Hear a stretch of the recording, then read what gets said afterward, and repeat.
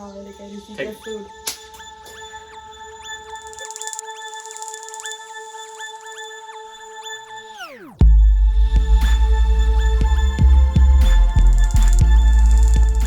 What's up, guys? Welcome to the channel. I'm Tyler, and I'm here today with my wife, Emily. Say hi. Hi. Today, we are going to be talking about our favorite Disney movies. We're going to be ranking them in order from our least most favorite to our most favorite. We'll let you go ahead and start, and you can start with your first one. Boy, okay. I have Jungle Book first.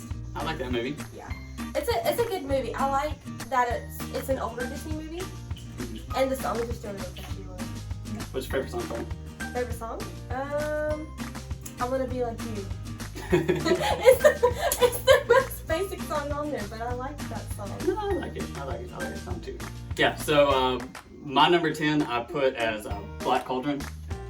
Very, very underrated movie. A lot of mine on my list are very underrated, but that's one of the more darker, semi-Lord of the Rings-esque type Disney movies. Yeah. I like the darker stuff. That one's really cool. I like that one a lot. I've actually never seen that one. We got Disney Plus. You gotta We see. do have We're Disney Plus. We're gonna watch that. I'm making you watch that movie. Okay. Thinking that one doesn't have a song on it? No, it doesn't have a song on it. I mean, it's got music in it, but it's not like a musical Disney movie. It's well, like since it's dark, I hope it's not it's just a musical. No, it's just like Dungeons and Dragons kind of stuff. Okay, well, my next one is Nightmare Before Christmas. Ooh. I like that how versatile it is. You can watch it in Halloween and Christmas. And plus, I like Jack and Sally's love story. Yeah. So. Yeah. I'm gonna be saving that one for later. That's a little bit higher on my list, but I got that too. Don't judge me. I'm not judging you. I'm just saying it needs to be higher and you're wrong. I'll take it. So my number 9 is Mulan. Everything about it is just the music with it is real. It's really catchy. There's a lot of songs that are really empowering, and then obviously you got Mushu. Anything with Eddie Murphy in it is Yeah, it's good. fantastic. Yeah. Well, the songs go along with the movie anyway. Yeah. The theming of it. Yeah, no, I'm really excited for the live action one that's coming out. I know it's not having That the doesn't have whole. music in it. Yeah, it's not gonna have the whole music, not the whole. As far as I know, not the whole love story part of it, but from the trailers that I've seen, it seems still pretty cool. Yeah, I haven't seen any trailers, but I'm just Disney watching videos. Yeah, they've been killing the live action ones lately. Yes, they have. Okay, so my next one is Santa Claus. The Santa Claus, number 1. Okay, as you can tell, I hope you can tell right now, I am a Disney freak. And a Christmas freak at that. So I've been watching Santa Claus every night in July because we have Christmas in July. So, and I am not ashamed of that. So. That's a good one. I think I like the second one better too, honestly. That one is really good, but the first one, it tells the whole backstory, and I like how they use the same actors. Yeah. The same little boy in all 3 of the movies. Yeah, it kind of followed like Toy Story did, where it still spanned out X amount of years, however many it was, but like the third one was while he was going to college, and it was like that distance of time with the second one. Yeah, that's pretty cool. Right, yeah. So my number 8 is Alice in Wonderland. Not the live action one, I like the cartoon one better. Right, I do too. Yeah, the live action one's still really good, but with Alice in Wonderland, that was one of the first that I remember of, like, I guess the princess type movies that I had watched by Disney. I remember reading the book in school, and it just literally the whole thing seeming like you're just on some kind of acid trip throughout the whole movie. That just interests me for some reason. Like, even then, like, Tim Burton's live action one like takes it to the max, feeling like you're on drugs while watching the movie. You're in another world. Exactly, yeah. It's like the whole dream world, imagination world kind of deal. But yeah, no, I loved that aspect. Well, that's a Disney thing anyway, taking you to another world for a little bit. Yeah, they do that really well in their movies anyway. So my number 7 is Little Mermaid.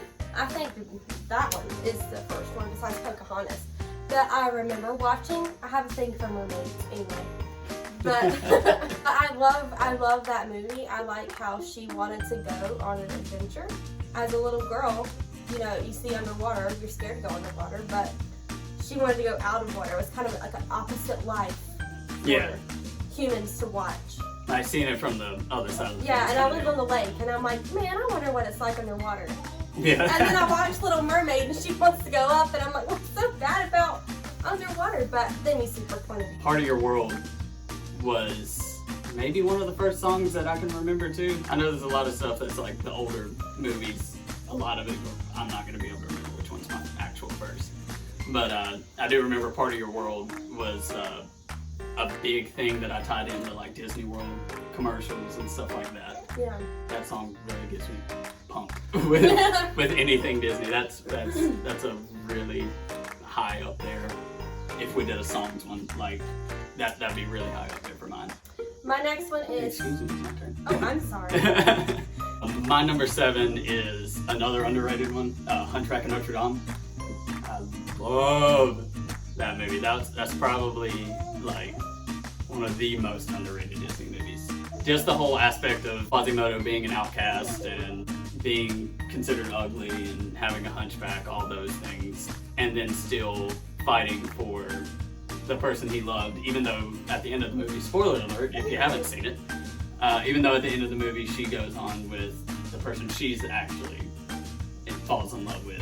Quasimodo's able to let the person he loves go because he knows that she loves someone else. But he's gotten the acceptance that he needed and not shamed, not hidden away. He's included in society now. Right. I think I've only watched that movie a couple times. I know that all Disney movies have a certain sad point to them. Mm-hmm. But that one was just a little much for me. I just didn't like that one. I like happy endings, and I guess that one is happy to a certain extent. But, I mean, is he still alone? He's accepted, but he's still alone. Does he still live in the tower? I mean, questions. People questions. I mean, there's a semi-decent-ish sequel to it that continues that, but I mean, it's one of those straight-to-DVD kind of deals. But, I mean, that was kind of the era of Disney expanding into the deeper subject matter. It wasn't like all the other princess movies and Disney movies that came out before, where it was always damsel in distress and prince comes to save her and they get married, happy ending. Like they kind of went into more deeper stuff. I get where you're coming from. Like, it's not always the typical super happy fairy tale ending, but I mean, there's still happy endings. It's just more realistic endings. Okay, so number 6, Finding Nemo. I know. So that one isn't too happy either, but don't get me wrong, I love the movie, but for a top 10, that doesn't even close on mine. It's a storyline for me. Mm-hmm. It's the father and son story for me. Like, the dad's fighting to go get his son, and the son's trying to, either accept that he's lost forever or trying to get back with his dad at the same time. So, and then there's Dory.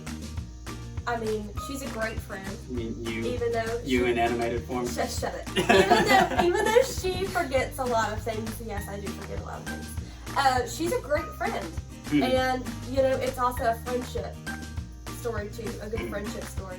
And they meet all kinds of people. He explores the whole ocean like he's always wanted to, but never got to. Mm-hmm. And then Nemo gets the same thing. He wants to go out and explore. And he not only gets to hear his dad's stories, but they go back home through all of that too. Yeah, and they don't even really film that. Like, he gets to all the stuff that he saw on the way. He got to kind of tell them the stories, and they get to witness. It's a once-in-a-lifetime experience. A bad experience in the beginning, but on the way back, I'm sure they had fun. Just forget the whole, like, my son's missing thing. Yeah. And I remember growing up, we had that on DVD, and they had a special feature thing where you could have, like, different TV wallpapers or something. Mm-hmm. My dad would always leave that up. It would either be, like, the aquarium or, like, the reef with the... I don't even know what type of fish they are, but they did like the charades and stuff. They had those up there. Finding Nemo was a really good movie. Yeah. A whole lot better than the sequel. But I wasn't a big fan of Finding Dory, but I was a big fan of Finding Nemo. A lot of the sequels to movies aren't as good. A lot of them are crap. But a lot of the sequels never really live up to the original. Right. I think the only ones that have done that I can think of right off the bat is Toy Story. I personally like the second and third one better than the original Toy Story. And the fourth one? No, the fourth one was, no, I don't think the fourth one, I think the fourth one was the worst one. It's still a fantastic movie, but I still think 2 and 3 is better than the first one. They should have stopped. No. He totally disagrees with that. They should have stopped at 3 or made the basic storyline of 3 the last one. That's just me. That's my opinion. So my number 6 is my next to last underrated movie on my list. It's actually Oliver and Company. I remember I don't remember when the first time I saw it was, but I remember that like once I had saw it, it was one of those movies where I was kind of like you with movies. I literally watched it every single night forever. Learned every song, learned every line to it, was quoting all the dogs and cats and all that stuff. Especially the song Dodger sings, "Why Should I Worry," whenever he first meets Oliver. That is a very catchy song. That's my jam! I love that song so much. It is a good movie. I think it opens up the door to adoption. Yeah, I can see that.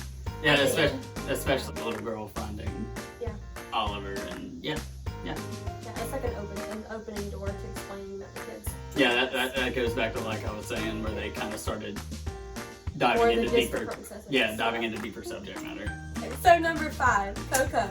I love the movie Coco. I like to learn more about the Day of the Dead. You know, we got a little bit of it, you know, in my Spanish class in high school, but it was never dug into deeper. Yeah.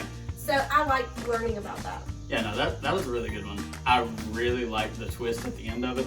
Because even though, with a lot of movies, not just Disney's, I can kind of guess how a movie's going to end, and I kind of got there with Coco.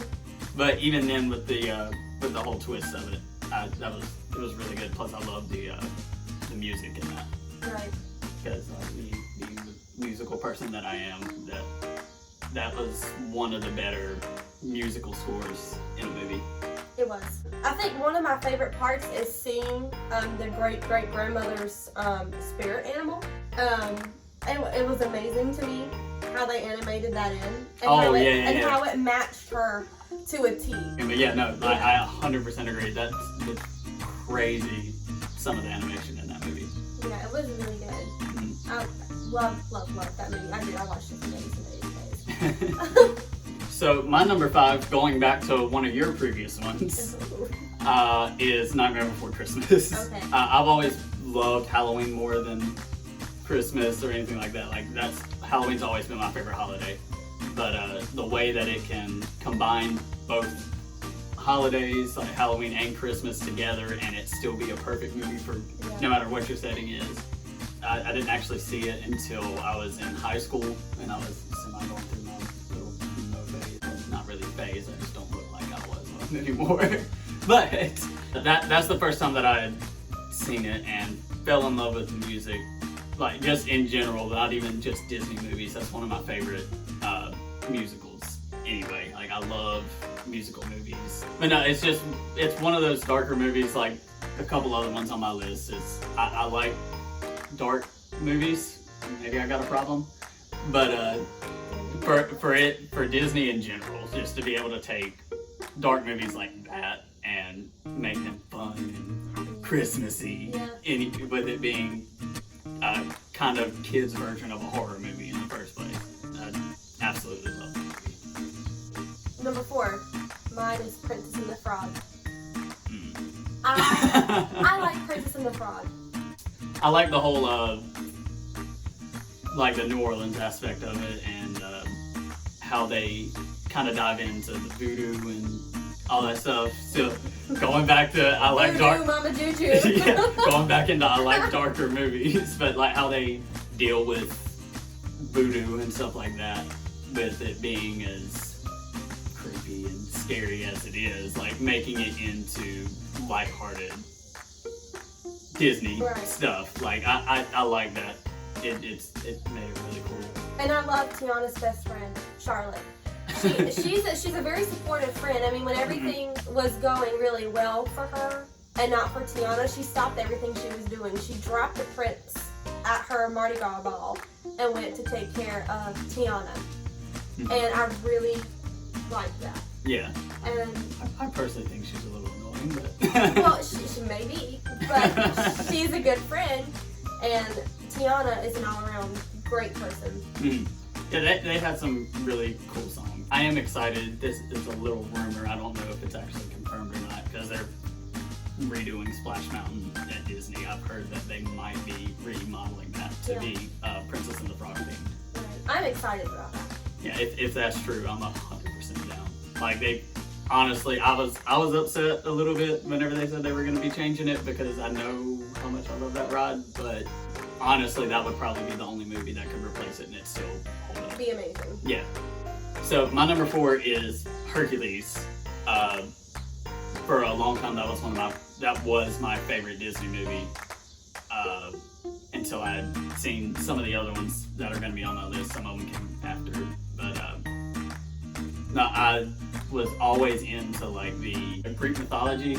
Anyway, like learning that in school in my English classes and history classes and stuff like that. And then them taking a spin on Hercules and not only making it a musical, but it still had the same vibe as a princess Disney movie, but it was from Hercules' perspective instead of a typical princess like Snow White or Cinderella or anything like that. But that and the songs that are in that, especially Go the Distance, is honestly one of my favorite songs, period. Not just Disney. I love that song to death. Yeah. I like the movie. I'm just not as into Greek mythology.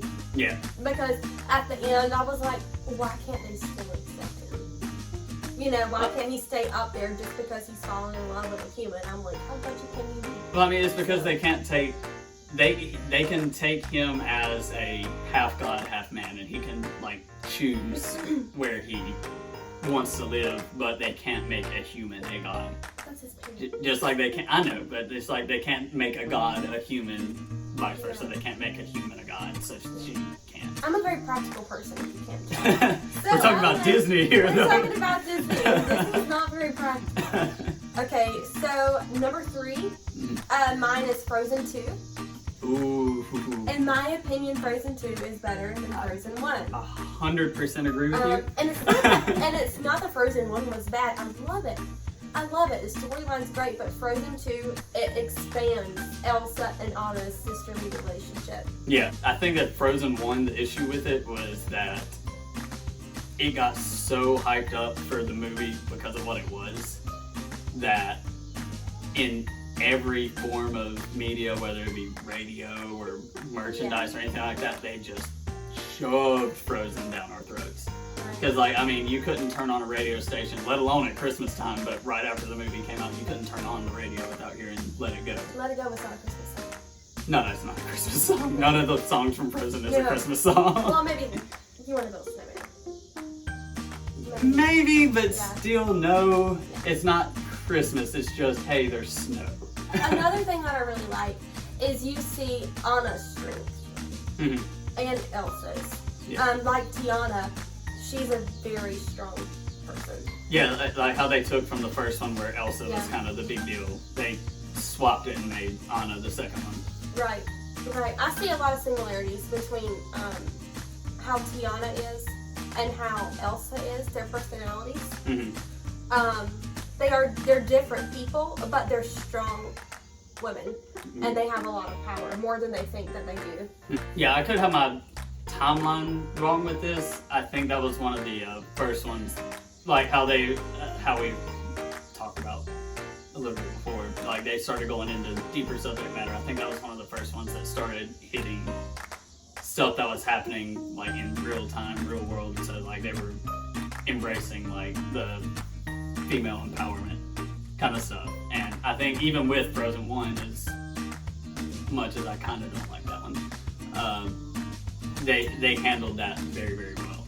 Yeah. Like being able to not necessarily dumb it down, but like simplify it to the level of kids can understand it, but also older ages that are going to see it know what it's talking about. And I did like where Elsa and Anna in both of the movies were kind of like the hero of the movie, where they went out and saved each other on their own. So As Tiana.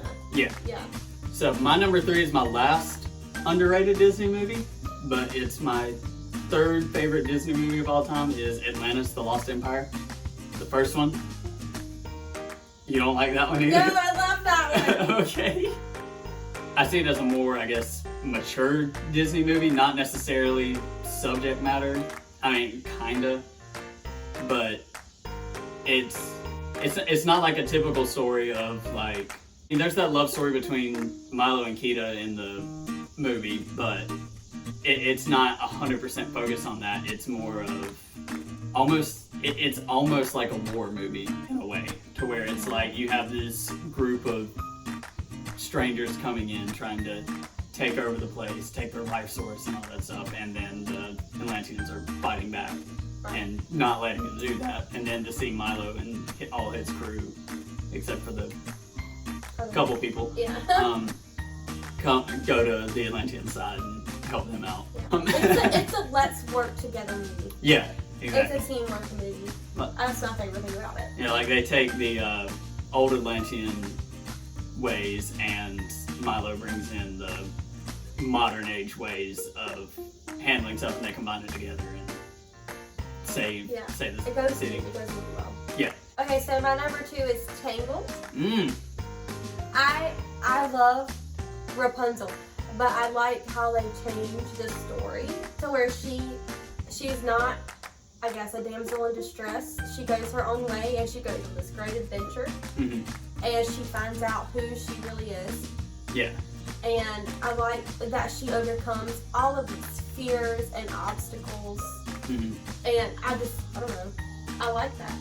I think that those couple years of where they were kind of reviving the Disney princess thing and putting twists on it, I think that was the better one of all of them. Yeah. Between that, Frozen, Princess and the Frog. So I do think that Tangled was the better of all of those. Right. And the music in that was really good too. Mandy Moore does a wonderful job, of course. Oh yeah, fantastic. I didn't know who Zachary Levi was before that movie, and B, after I watched him in Shazam, I didn't realize that. I didn't even realize it was him in the movie until after I saw Shazam, and then didn't realize that he could sing too. Right. It's an overall great movie. And then of course Rapunzel saves Flynn again. Yeah. Woman power. No, that's a very good choice. That one. Honestly, that one almost made my top 10. It didn't, but I'll count that as an honorable mention as Tangled. Yeah. And they went on an adventure together. It's not like she was just along for the ride. She was helping. And she was participating in everything that Flynn did or that they were doing together. And then at the end, she saved him. Yeah, it was an actual teamwork kind of deal. Yeah. For them too. So my number 2 almost was my number 1. But my number 2 is a Goofy movie. Of course. That is like, I want my life to be like a Goofy movie. You want us to go to Utah and get into the Grand Canyon and go down one of those rapids. I literally want to drive my car into a river and fall down a waterfall and then immediately go to a Powerline concert. That's exactly what I want. I can see you wanting that. It's not going to happen, but I can see you wanting that because I don't want water. And neither do you. It was kind of the same thing that like you had hit on with Finding Nemo. I like the whole father-son story with it, and how Max was going through finishing up high school and going through the usual teenage rebellion and stuff like that. And Goofy just wanted to be a part of his life. Like he saw that his son was growing up and wanting to do things on his own, but he still wanted to be a part of that. And I loved that story. Plus, I can't remember what the guy's name is that wrote most of the songs in that, but both of those songs, Eye to Eye and Stand Out, fantastic songs. Every time that any of those songs come on, if I'm watching the movie or if I just got it on my phone, because you know my phone's loaded up with Disney songs. Of course. Anytime those come on, I get so hyped. Like, I want to just start dancing and singing along to it. I don't care. It puts me in a mood, and I love it so much. Right. That is a good movie. And number 2 is even. Yeah. No, the sequel was very good. That's one of the rare sequels that are good. Yeah. with Disney movies. If I remember right, that one was straight to DVD too, but that one was... I don't know why, because that one was really good. Yeah, that was a fantastic movie. So, drum roll please. Number 1, okay, for me is Beauty and the Beast. Mm-hmm. That, the original, not the live action. No, sorry for a different time. You're gonna hate me in a minute. Continue. Live action, not the live action, the original. Because no one came to Belle's rescue. The Beast was after her. Mm-hmm. So it's not the typical original Disney movie damsel in distress. And I like how Belle she's an independent person, she knows what she wants, but she still has a feminine way about her. Mm-hmm. And she's still herself. She doesn't conform for anyone. And she, again, is a very strong person. She cares really deeply about everyone. She gives everyone a second chance. And I like how the Beast changes his heart.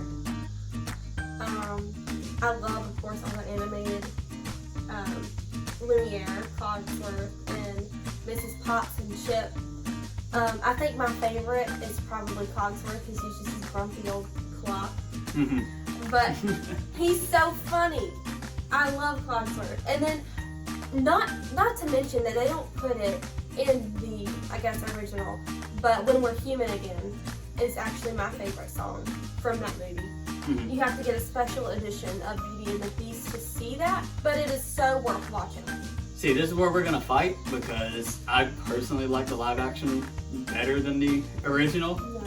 The only reason why that is because they were able to take the story and like the whole feeling of the first movie and still bring it over into live action, but at the same time add on to it.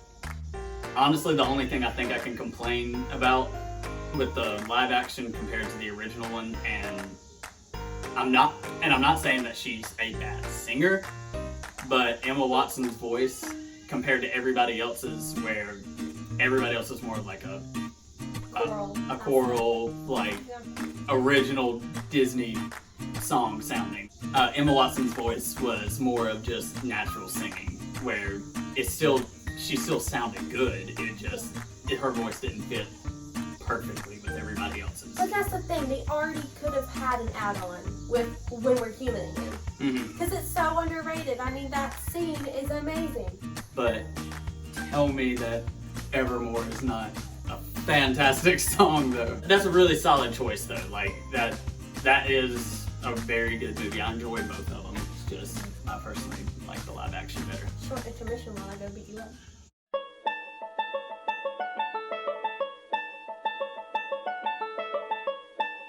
Okay, so the moment we've all been waiting for, forget yours. My number 1 favorite Disney movie of all time. Do you know what it is? Of course I know what it is. What is it? Lilo and Stitch. It's Lilo and Stitch. That is, I have... Lilo and Stitch. Yeah, Lilo and Stitch. I've seen the movie well over 200 times. Probably. And I love how they added Elvis into the soundtrack on top of the other scores. I love the whole Hawaiian beach thing, even though I hate the beach in real life. You want to go on a Hawaiian roller coaster ride? I want to go on a Hawaiian roller coaster ride. I like how it's a story of 2 different outcasts, like from Stitch's perspective and from Lilo's perspective, where Lilo is bullied by her friends that she thinks she has and is secluded out of their group, and then Stitch is secluded out because he's got anger problems and stuff like that. But then through each other they find out like who they really are, and like they find friendship within each other and like dependability, and also there's a bunch of laser guns and pew pews and stuff like that, and I love it so much. Anything space I love. Yeah. Anyway. I like how Donnie, she has to take over the family.